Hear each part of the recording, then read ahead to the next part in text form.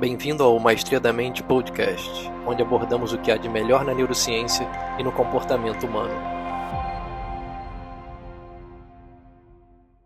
Anderson, é um prazer te receber aqui no podcast, e inclusive para falar de um tema que eu acho muito interessante, psicodélicos de uma forma geral e como os psicodélicos podem ajudar na saúde mental. Queria que você se apresentasse, por favor, e falasse para o público como surgiu esse interesse nas substâncias psicodélicas, no uso delas nesse contexto terapêutico, no contexto clínico, e como isso tem feito parte da sua vida acadêmica e profissional.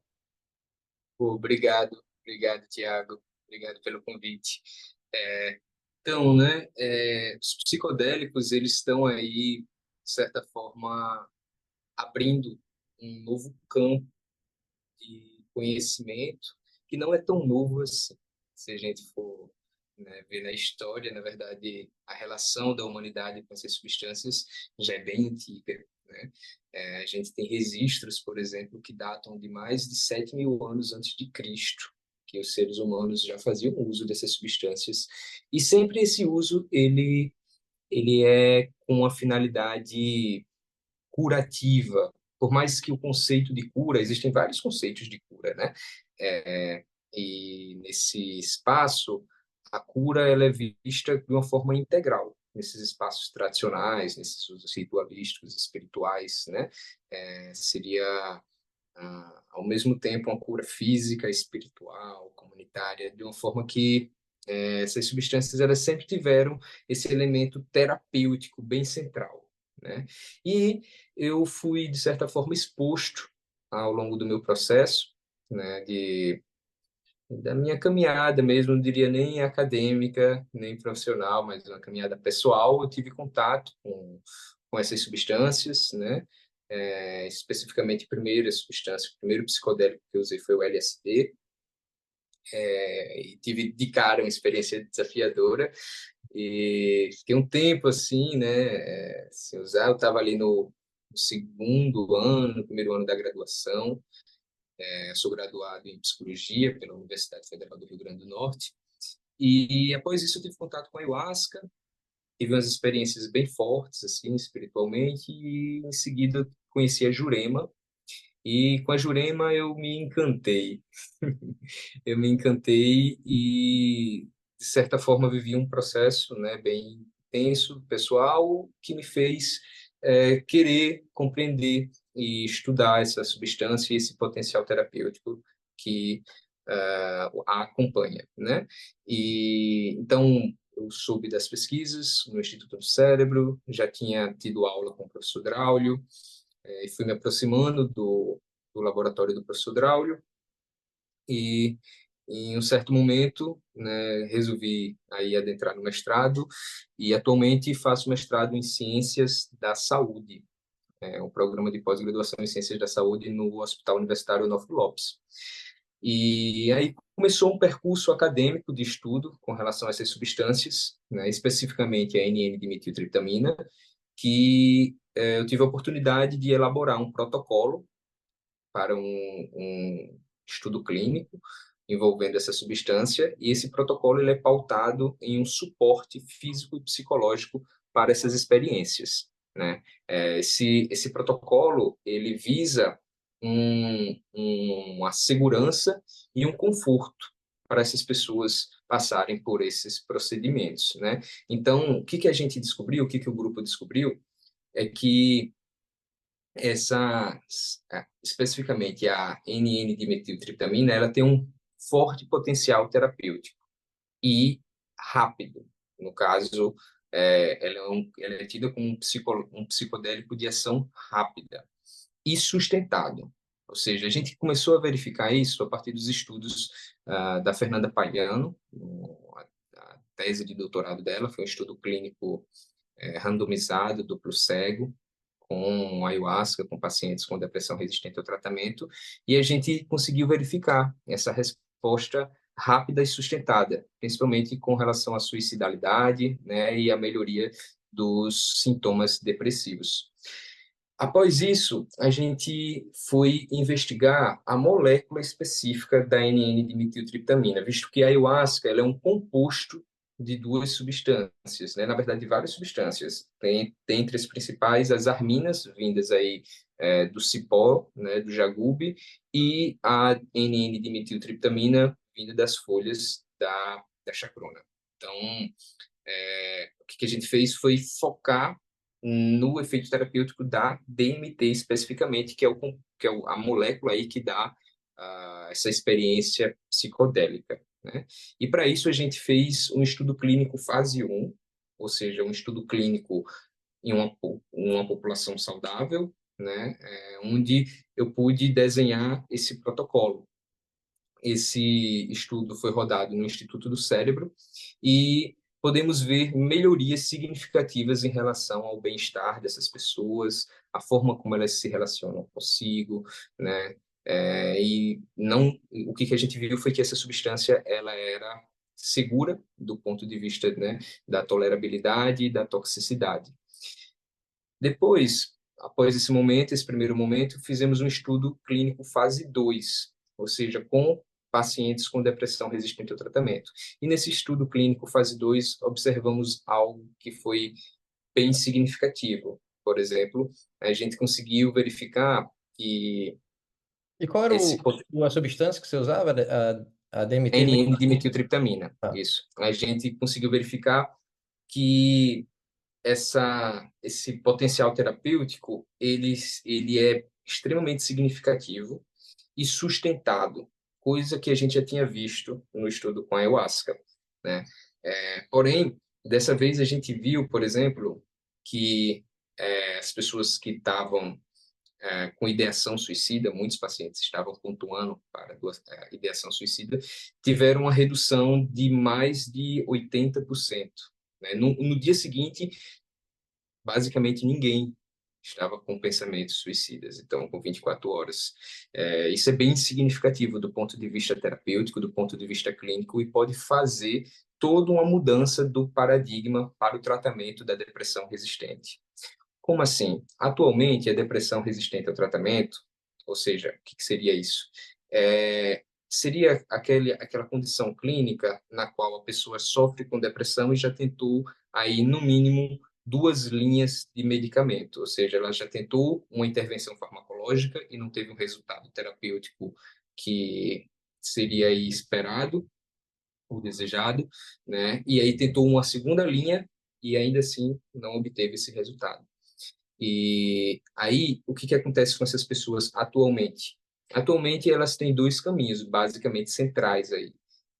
Ou elas vão para a eletroconvulsoterapia, como é que está estruturado isso dentro do SUS?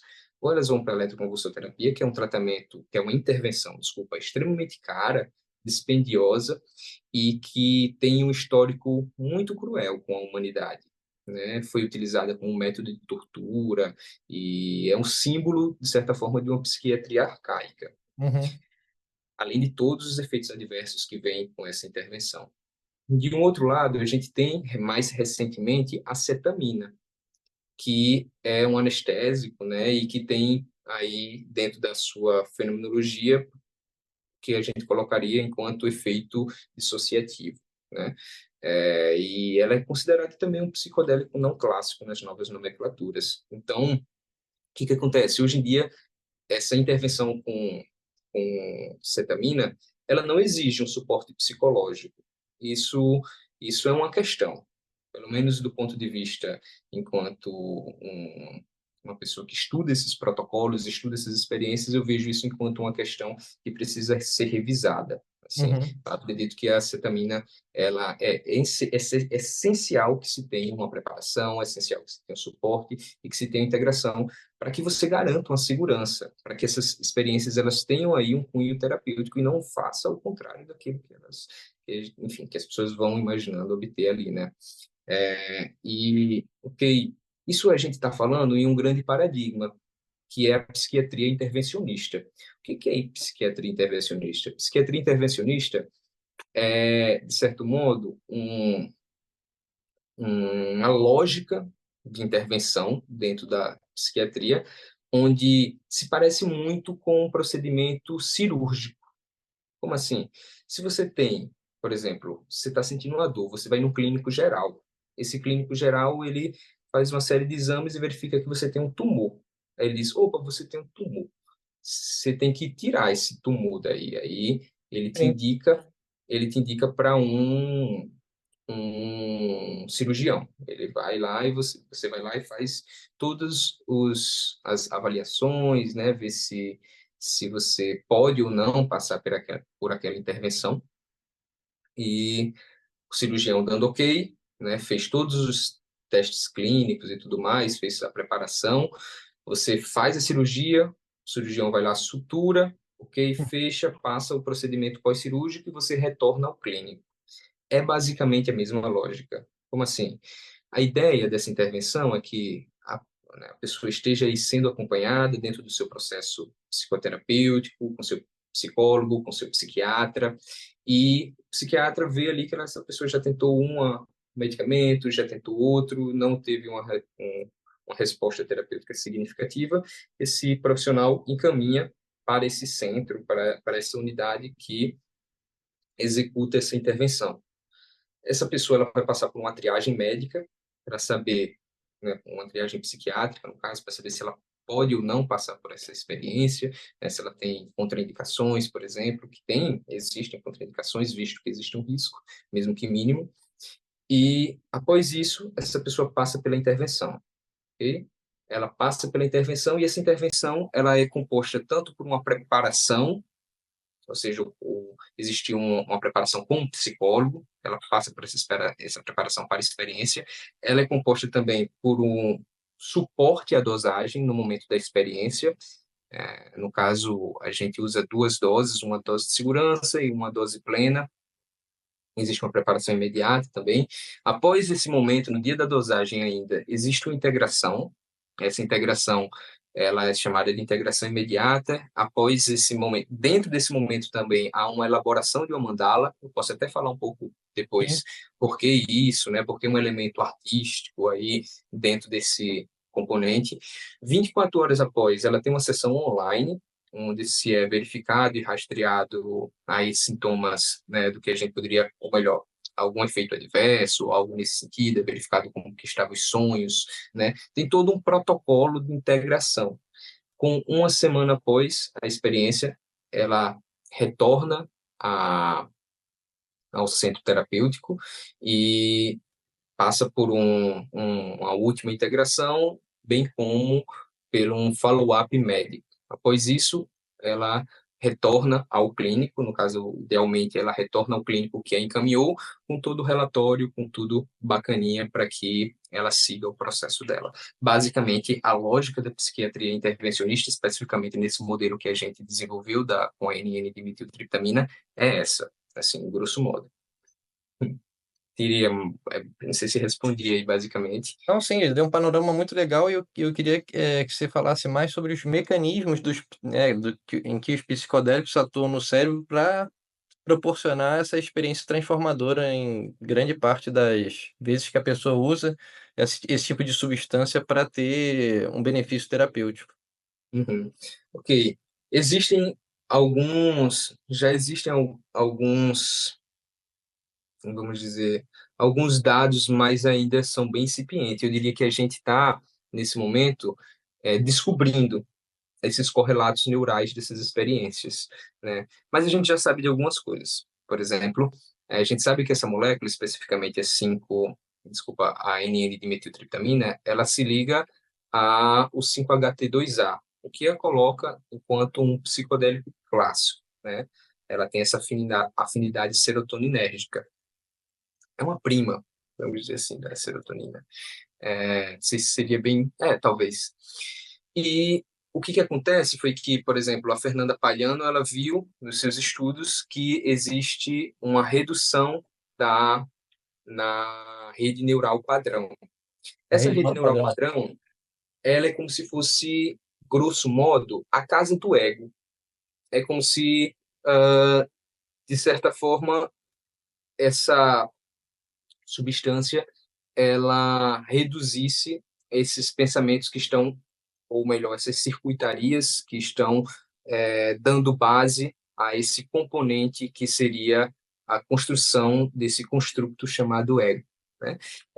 E como é que se dá? É mais ou menos assim, essa, esse ego, né, mora nessa casinha chamada rede neural padrão, e o que que essa experiência faz é como se colocasse tinta dentro, é uma casinha toda branca, toda organizadinha, você sabe ali onde está cada coisa no seu lugar, e essa experiência ela chegasse com os galões de tinta, jogando tinta na parede, né, deixando tudo muito vivo, muito brilhoso, né, e você tem ali um chacoalhar dessa casa, né? Você tem as coisas não estão mais bem naqueles lugares como estavam antes, né?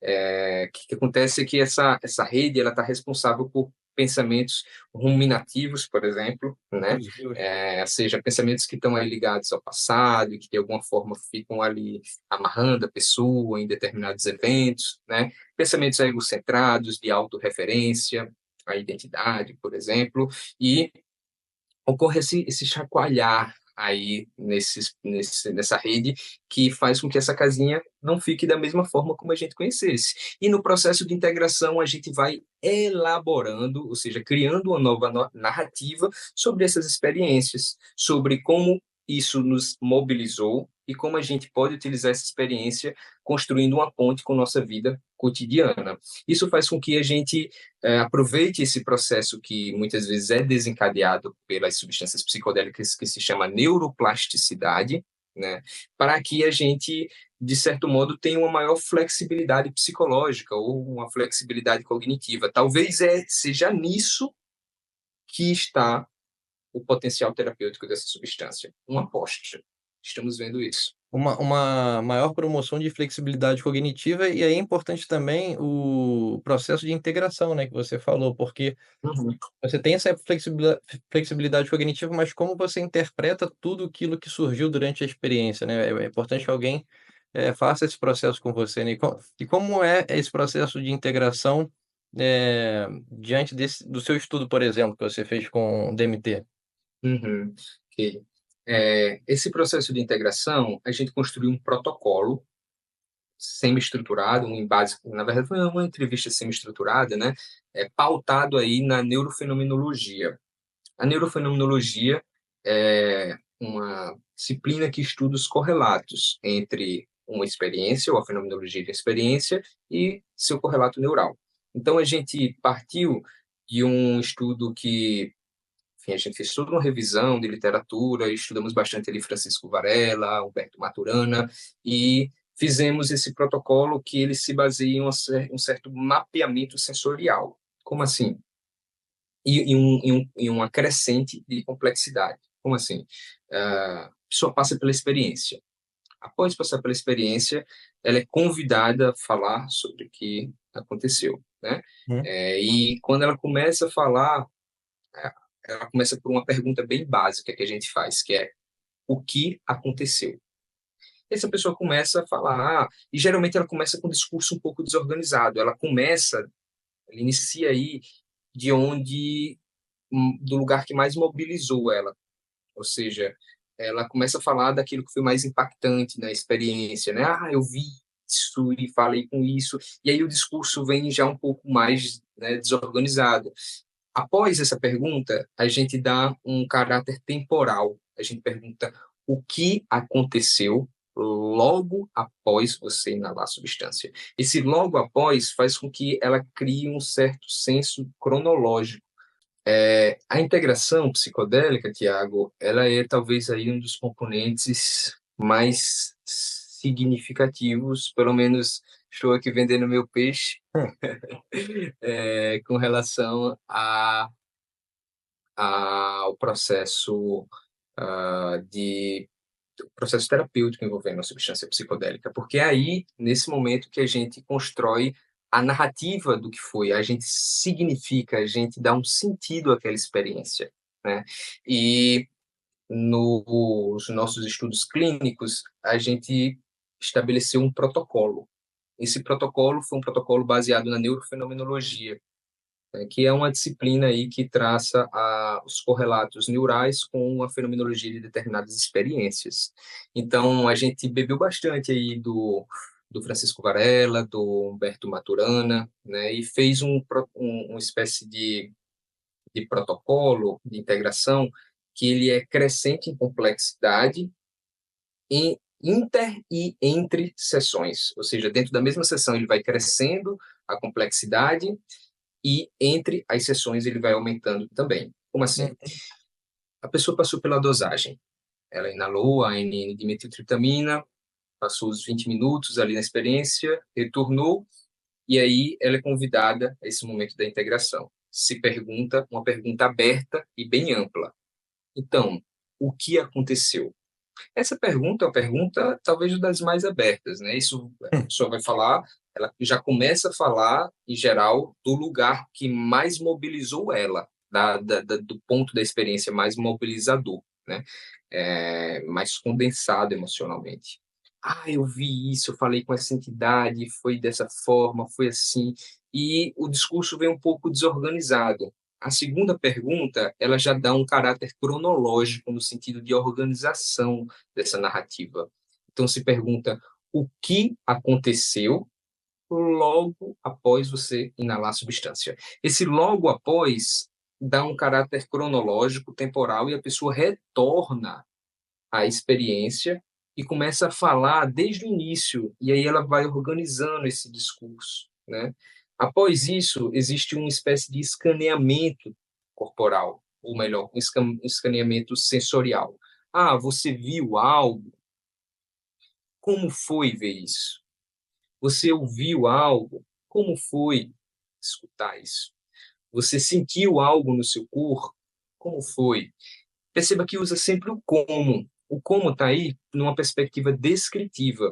Nesse processo, a gente não busca interpretar a partir do nosso lugar, né, aí de psicoterapeuta ou algo nesse sentido, aquele conteúdo. A gente busca que as pessoas expressem, elas descrevam sua experiência, porque a partir do momento onde ela escreve, onde ela expressa, ela vai poder elaborar, e aí, com os seus próprios conteúdos, ela vai significar isso. O processo de integração é um processo que é um cultivo de sentidos, né? Um cultivo de sentidos a fim de traçar uma ponte entre a experiência psicodélica e a vida cotidiana dessas pessoas. E, por exemplo, em relação a momentos específicos da vida, a pessoa não foi diagnosticada com depressão crônica, mas enfim, está enfrentando um luto, um parente que morreu, ou a perda do emprego. Como esse processo ele é realizado, né, em situações específicas, né, em que você sabe o que está gerando aquele momento mais triste, digamos assim, né, mais depressivo na vida da pessoa. Nesse processo de integração, isso ajuda você saber também como a pessoa está o que ela está passando naquele momento, para que a integração seja mais assertiva e ajudar ela especificamente naquilo? Uhum. Sim. Então, nesse caso especificamente, a gente trabalhou no fase um trabalhamos com a população não clínica, né, onde a gente viu como era a dinâmica das pessoas com relação a essa experiência, sem ter aí na base um transtorno, né, no caso a depressão, e depois Uhum. verificamos isso com a depressão. E, apesar disso, a gente, na sessão de preparação, consegue ter um contato com o conteúdo da vida dessas pessoas. Essas pessoas são convidadas a falarem sobre seu momento de vida, né, sobre o que lhe aflige, sobre suas alegrias, seus prazeres, né, suas dores. E é uma sessão que ela visa construir um bom rapport aí entre esse Uhum. profissional da psicologia e a pessoa que vai passar pela experiência, né? Então, quanto mais conteúdos o profissional tiver aí em mãos, mais pode facilitar para ele a, esse processo de elaboração da integração, né? Porque ele vai saber mais aí da psicodinâmica dessa pessoa. E já teve algum caso, assim, que você percebeu, né, durante esse estudo que você realizou, que o uso do psicodélico realmente transformou a vida da pessoa de uma forma que provavelmente, se ela não tivesse usado essa substância, dentro desse contexto, que não seria talvez possível algo que tenha sido realmente tão benéfico na vida de uma pessoa, algum caso assim? Tenha sido bem Ah, especial, fala: "Pô, lembro desse caso que foi muito especial. Pô, a vida da pessoa foi transformada, ela passava por aquilo, e agora ela conseguiu ter uma melhora de vida muito significativa por conta, né, dessa substância e dentro do contexto que ela foi utilizada". uhum. Isso aí é, de certa forma, o que, pelo menos, né, falando assim, vendo o grupo, é o que nos move, assim, é ver isso na prática, assim, e como a resposta é muito rápida, a gente consegue ver ali dentro ainda do desenvolvimento do protocolo nas sessões de integração, com 24 horas, a pessoa já muda, às vezes no mesmo dia. Por exemplo, eu lembro de um paciente que ele chegou na sessão de preparação, ele não olhava nos meus olhos. Ele chegou com a cabeça baixa e um olhar vazio para o nada. Ele tinha depressão já, acho que 15 anos, se eu não me engano. Caramba, E ele chegou, acredito que era nessa faixa, assim, era mais de 10 anos. caramba. E ele chegou com esse olhar vazio e ele falou a seguinte coisa: não adianta, vocês só são mais um, vocês não vão conseguir me salvar. As coisas são como são. A vida é uma desgraça. Nada de bom vai acontecer. Eu tô vindo aqui só porque me mandaram. Disseram que ia ser bom para mim, mas não acredito. Cara, Vocês são só mais um. Isso foi na sessão de preparação. Com uma semana depois, tivemos a sessão de dosagem, e nessa sessão de dosagem chegou com aquele mesmo olhar vazio, né, olhando para baixo, assim, postura, aquela postura, né, ombros caídos, né, meio de cabeça baixa. Essa pessoa passou pela experiência. Após ela retornar, ela ficou impactada. A primeira coisa que ela falou foi: Nossa, as coisas não são bem como são, né? Parece que as coisas são meio plásticas, né? As palavras assim eu lembro dela usar. E ao final da sessão, eu vi uma coisa muito bonita nos olhos dela, que foi um brilho. Eu vi um brilhinho branco, assim, sabe? Aquele brilhinho branco e ela olhou nos meus olhos. Ele olhou nos meus olhos com aquele brilhinho branco e ali, quando a gente vê isso acontecendo, tudo vale a pena, assim, porque aí é a virada de chave, aí é a grande mudança, né? E essa pessoa, ela sustentou o resultado terapêutico até o fim da intervenção, conseguiu traçar novos hábitos e, de certa forma, mudou de vida e o seu quadro. então, esse relato é incrível, né, porque você percebe uma pessoa que já estava até desacreditada da própria vida durante muito tempo, né, você relatou um período de anos, e o uso do psicodélico dentro desse contexto terapêutico ter esse resultado tão transformador. Quais são, além da depressão, né, que a gente falou bastante sobre isso, quais são as outras, questões que os psicodélicos podem também ajudar, né? Quais outros tipos de transtornos mentais que a psicodelia, né, o uso dos psicodélicos nesse contexto de saúde mental também pode ajudar? Uhum. Então, atualmente a gente vê principalmente os tratamentos focados em transtornos de humor, né? A depressão resistente, talvez aí seja, pelo menos com a DMT e no nosso grupo, é o transtorno-alvo ali, né? Que a gente tenta desenvolver um tratamento mais efetivo, mais eficiente. E se a gente for ver com psilocibina, tem muitos estudos com ansiedade, melhoria da ansiedade, né?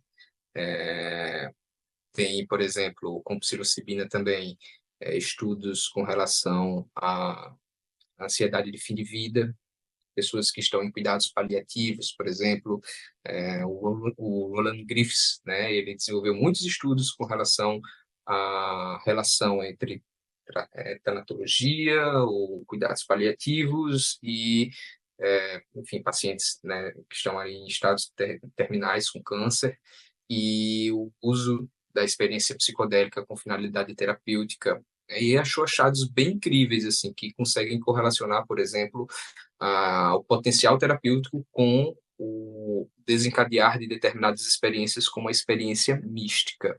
Né? Isso é bem curioso e foi um super estudo aí, né, da John Hopkins, e que hoje é uma base que se tem para um estudo e para uma compreensão mais acurada desses processos que muitas vezes são tão enigmáticos, que envolve aí é, conteúdos da ordem do campo transpessoal, né, do campo que está para além dessa dimensão egóica e que, de certo modo, tem e trazem consigo esse benefício terapêutico que já acompanha, como eu falei, a humanidade há milênios, né?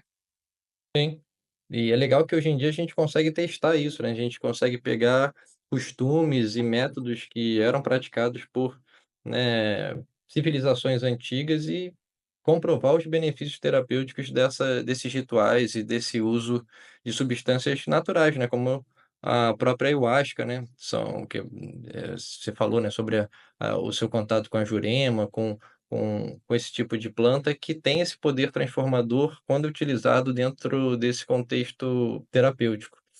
E, Uhum. Anderson, quais seriam os, riscos de uma pessoa também utilizar os psicodélicos? Porque tudo aquilo que tem a capacidade de ajudar também, se não for utilizado de forma correta, também tem a possibilidade de causar danos. Quais seriam esses riscos e em que situações as pessoas deveriam repensar ou pelo menos, refletir se esse é o momento adequado para utilizar psicodélicos? Uhum. É.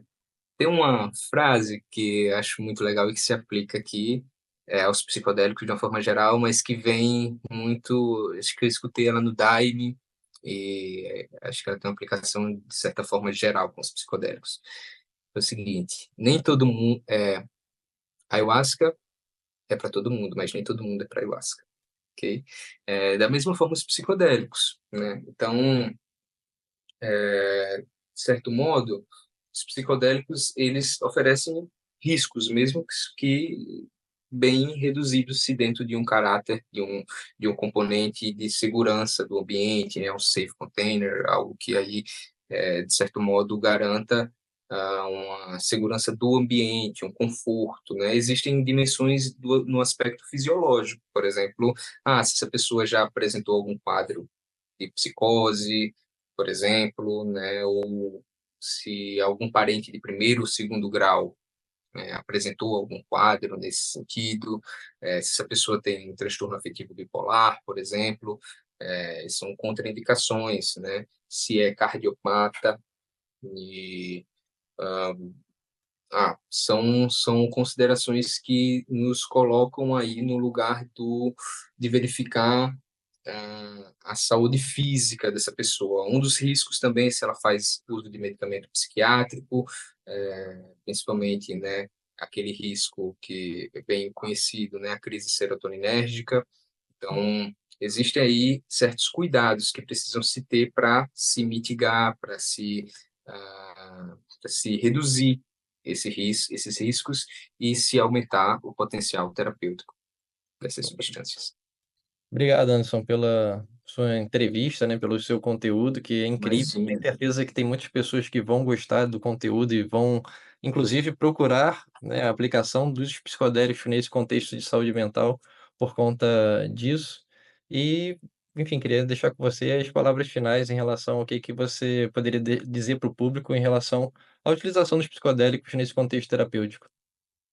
Ah, eu fico agradecido pelo espaço, Tiago. Eu gosto muito, assim, tá falando de psicodélico para mim, eu me amarro.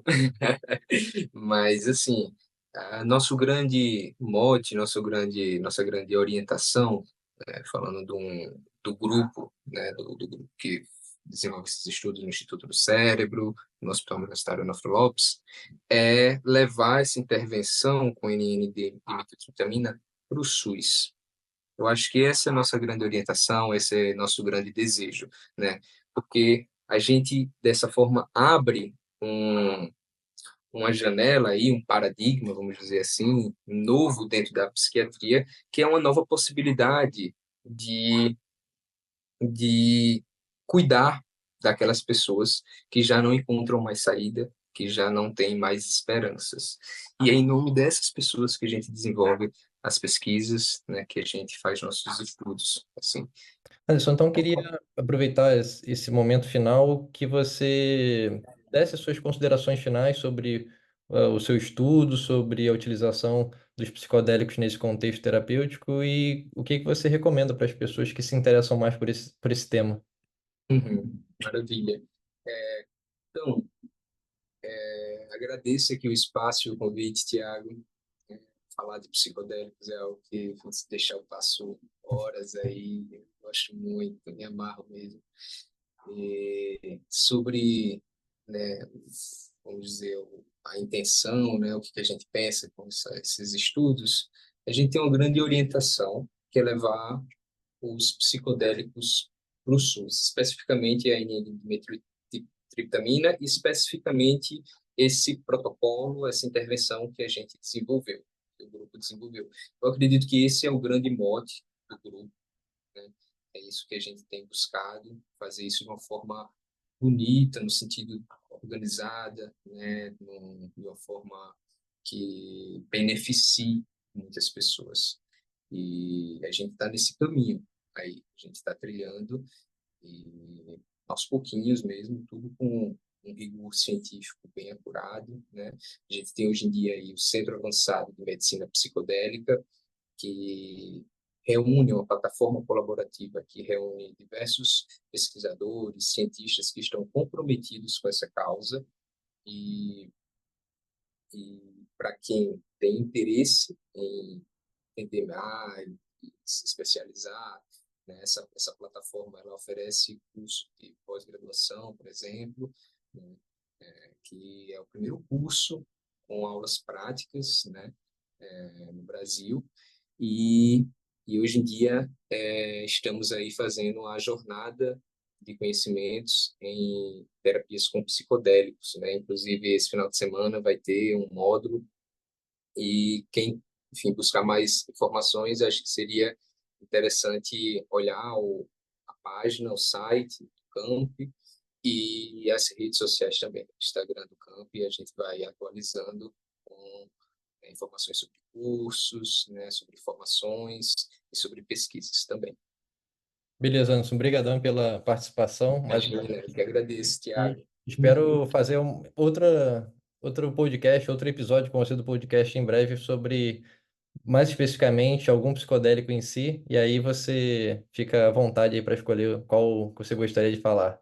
Legal, legal. Pode ser de repente sobre o LSD, eu tenho uma experiência, eu desenvolvi Interessante. na verdade, eu auxiliei na elaboração de um protocolo para um estudo com LSD no Instituto do Cérebro. Então, quem sabe a gente pode conversar mais sobre isso. A gente falou bastante da DMT hoje, né? Beleza, falamos muito sobre DMT, demos esse panorama Uhum, geral em relação a alguns transtornos de humor, né, como a depressão, e acho que o pessoal conseguiu captar bem sobre o potencial terapêutico dos psicodélicos, mas também entendendo que, como você falou, nem todo mundo é para os psicodélicos, né? Nem todo mundo está pronto para isso, então ter uhum, esse cuidado e essa precaução na forma que vai ser utilizado e qual objetivo vai ser utilizado também, para qual objetivo, né? Então, uhum. acho que isso é importante. Obrigado aí mais uma vez e até a próxima. Imagina, Tiago, eu te agradeço. Abração.